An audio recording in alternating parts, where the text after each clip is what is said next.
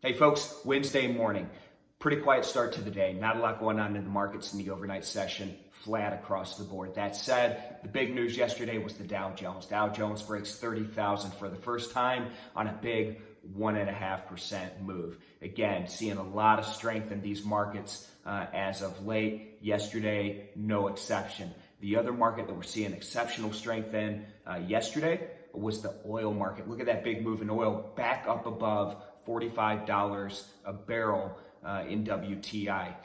And when you look back again at the Dow and look at these equity markets, this is the strongest month of November that we've seen in the Dow since 1987, or at least is shaping up to be. So a lot of movement right now, a lot of positive moves on the back of the transition of power in the U.S. presidency, as we talked about yesterday, which is starting to kick off. A lot of power behind the excitement around potential for a vaccine. So there's a lot of good out there that's happening that's getting these markets to drive higher, or at least the perception of there being a lot of good. Now, that being said, and speaking of good, markets close tomorrow for obvious reasons. It is Thanksgiving. So I wanted to take this opportunity this morning to wish you and your family a very, very happy Thanksgiving.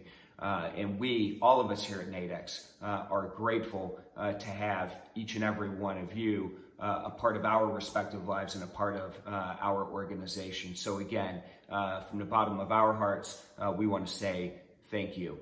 I know it's different. And I know this Thanksgiving is going to be a little different, but let's make the most of it. Let's have fun. Let's spend some time with our families and be grateful for those around us. So everybody have a great day tomorrow. Again, we're closed. We're going to have a half day on Friday, but I'll check in with you again on Friday morning. Bye-bye.